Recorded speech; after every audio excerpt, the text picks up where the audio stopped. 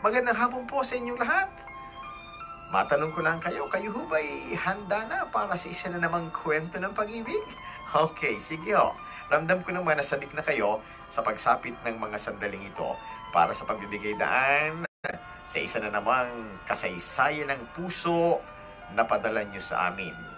Narito at aking napiling itampok ngayon at ilahad sa inyo ang tunay na kasaysayan ng isang nagpakilala lamang sa palayaw na Aida. Siya po ay taga Malabon.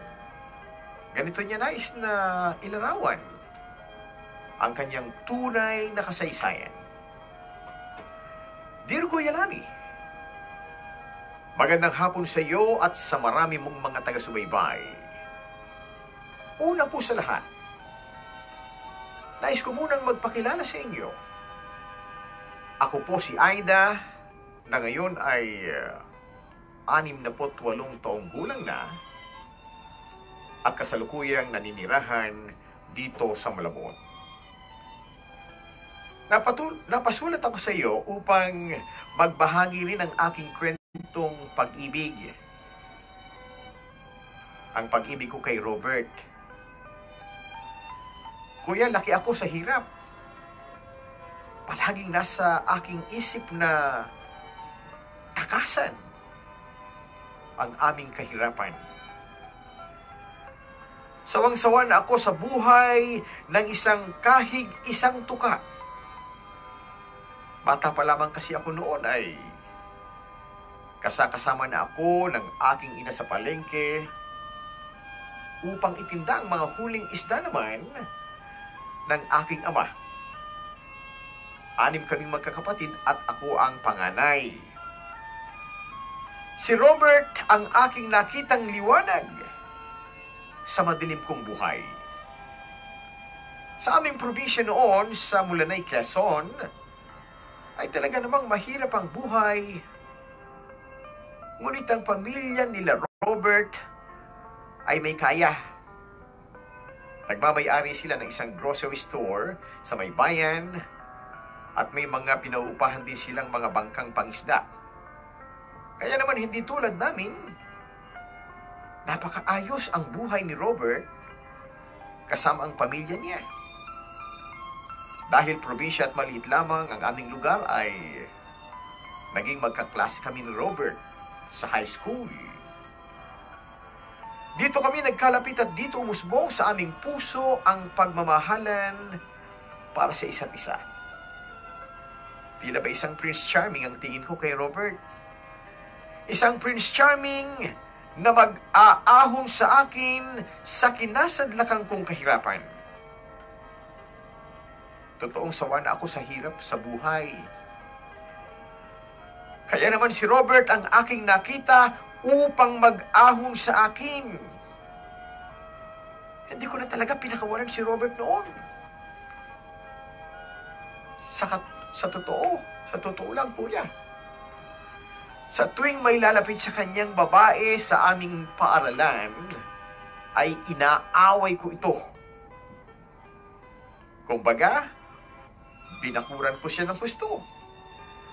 Sa isip-isip ko noon, abay wala namang masama dahil pinapangalagaan ko lamang ang sa aking pag-aari. Ayaw kong may makaagaw kay Robert. Alam kong may pagka-selfish ako, kuya. Ngunit ng mga panahong iyon, ay tila ako isang bulag na naghahangad ng kahit kaunting liwanag para sa aking mga pinapangarap. Well, atin ang muling dakuhan ang kabuuan ng kasaysayang padala sa atin ni Aida. Atin muling tunghayan at inyong pakinggan sa kabuuan ang ilalahad niyang kasaysayan. Kuya Larry, nakapag-aral ako ng kolehiyo dahil na rin sa aking scholarship sa UP Los Baños. Hindi naman ako ganoon katalino, kuya, ngunit masipag at matiyaga ako sa pag-aaral. Lalo't alam kong hikahos kami sa buhay. Dahil dito, magkasama pa rin kami ni Robert. Nang makapagtapos kami ng kolehiyo ay nagpasya kaming sa Maynila maghanap ng trabaho. Dito sa Maynila, ibang-iba talaga ang buhay. Napatunayan ko na dito, kung hindi malakas ang loob mo, abay hindi ka tatagal. Kaya natuto akong makisalamuha at sumabay sa agos ng buhay sa Kamaynilaan. Bagay na hindi nagawa ni Robert. Dahil marahil, laki sa may kayang pamilya ay hindi siya sanay na nahihirapan at inuutos-utusan lang. Isang araw ay nagsabi itong nais na niyang bumalik kami sa Quezon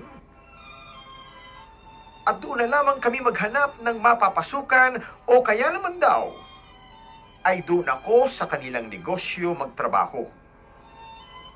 Ngunit mahigpit ko itong tinutulan Kuya Larry. Kahit mahirap ang buhay dito sa Kamaynilaan, ay mas gusto ko pa rin. Dahil mas malaki ang oportunidad ko dito na mas umaseso pa. Ilang buwan din kaming nagkaroon ng hindi pagkakaunawaan o hindi pagkakaintindihan ni Robert.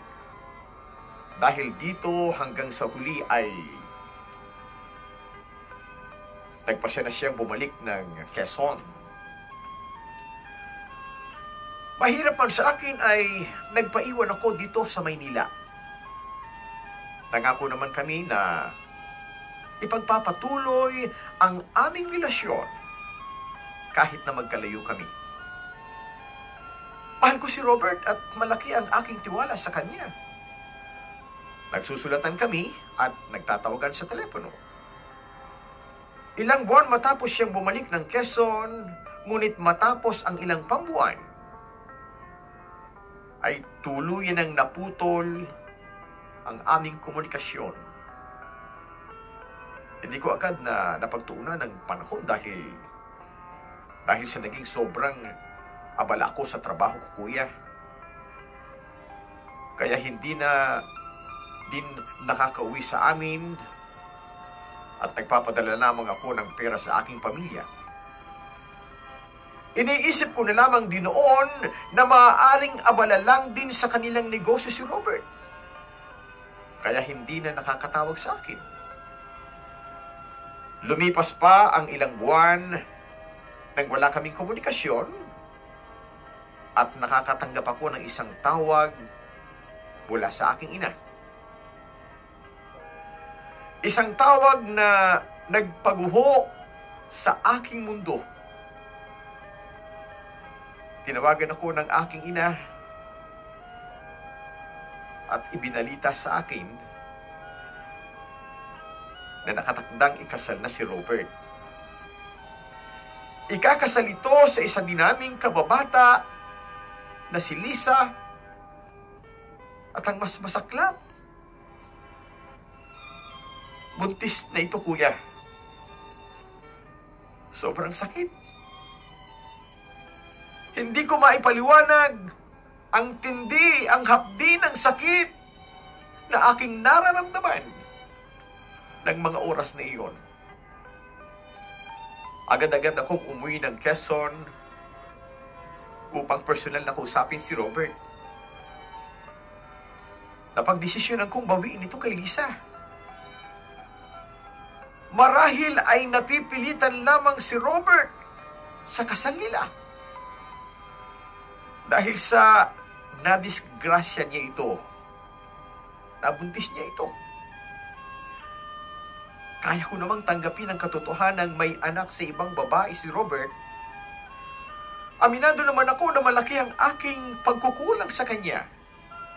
Mula nang bumalik siya ng probinsya at marahil ay natukso lamang siya. Pagdating ko ng Quezon, ay ang bahay agad nila Robert ang aking tinungo. Sabik na akong makita ito at magkausap kaming dalawa. Malapit na ako sa kanilang bahay nang makita ko ang isang babaeng malaki ang tiyan sa harap ng kanilang terrace. Sa Kuya si Lisa. Lalapitan ko na ito nang lumabas naman mula sa bahay si Robert. Abay, ang lapad ng ngiti. Nakita kong ang lapad ng ngiti nang makita ko ito matapos ang ilang buwan. Talagang miss na miss ko na ito, ngunit nawala ang aking ngiti nang makita kong nilapitan ito si Lisa at inalalayang maupo sa isang upuan malapit sa kanila at dudulutan din ng pagkain. Sa nakita ko ay hindi mukhang napipilitan lamang si Robert sa pagpapakasal kay Lisa. Masayang-masaya nga ito. Kahit gano'n ay nilapitan ko pa rin sila. Nabigla ang dalawa nang makita ako. Nais ko sana silang saktan dalawa dahil sa ginawa nila sa akin. Ngunit pinigil ko lamang ang aking sarili, lalo't buntis si Lisa. Nag-ausap kaming tatlo, at sa pag-uusap na iyon, nagsimula ang panibagong yugto ng aking buhay. Bagong buhay. Nawala na si Robert.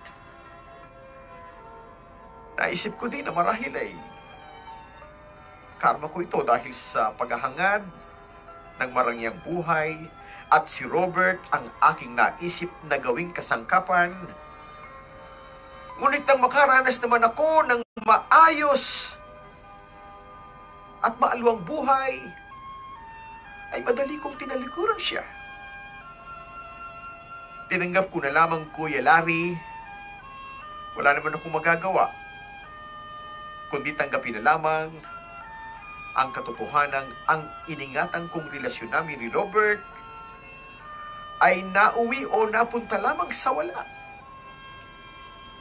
Kailangang tanggapin ko na lamang ang lahat at magpatuloy sa buhay. Ngunit sadyang napakahirap, Kuya. Sa nangyari sa relasyon naming dalawa ni Robert, ay tila na-trauma ako.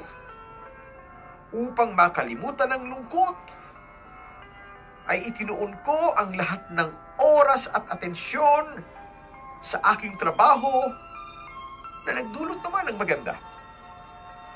Tumaas ng tumaas ang aking posisyon sa aming kumpanya. At ngayon nga ay isang retirado na ako at ini-enjoy na lamang ang bunga ng aking mga pinagkirapan. Kasama ang aking mga pamangkin at apo, ang aking mga kapatid.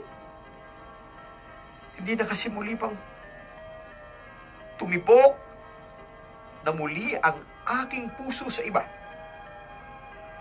Kaya ngayon ay wala akong matatawag na sariling pamilya. Hindi ko masasabing masayang-masaya ako, Kuya. Dahil ngayon ay ramdam kong may kulang sa kabila ng aking nakamit na tagumpay sa buhay. Ngunit papaano, kahit papaano ay kontento din naman ako dahil sa hindi naman ako pinababayaan ng aking mga kapatid, pati na ng aking mga pamangkin, na aking mga pinag-aral. Lagi din akong nakaagapay sa aking mga pamangkin upang hindi sila matulad sa akin. Kuya, hanggang dito na lamang at maraming salamat sa pagbasa ng aking liham. At sana ay may maibahagi din akong aral sa iyong mga tagapakinig. Maraming salamat at pagpalaing kanawa at ang inyong buong himpilan ng ating dakilang lumikha. Lubos na gumagalang at nagpapasalamat, Aida. Okay po ba sa inyo ang kwentong aming inihatid sa inyo? Ayan, aking inilahad sa lahat ng ating mga taga-subaybay, ang isa na namang makulay na kasaysayan ng pag-ibig at sana po ay naibigan ninyong lahat. Ano ho? Ang bawat isa ay maaaring may naiibang kwento ng nakaraan. Kwento ng pag-ibig. Sino man sa atin tiyak ko na may espesyal ding kwento ng nakaraan tungkol sa inyong pag-ibig at pagmamahalan. Halika po kayo at kayo ay malugod naming inaanyayahan. Ibahagi sa palatuntunang ito ang bawat pitak ng sarili ninyong kwento, natatanging kasaysayan na kailanman ay hindi na ninyo maiwawaglit sa inyong puso at damdamin dahil nakaukit na ito sa inyong puso at damdamin. At sana po ay magsilbing inspirasyon sa ating mga listeners ang iba't ibang kwento na hatid ng palatuntunang ito. Ito po naman ang inyong kaibigan, ang inyong Kuya Larry. Maraming salamat po.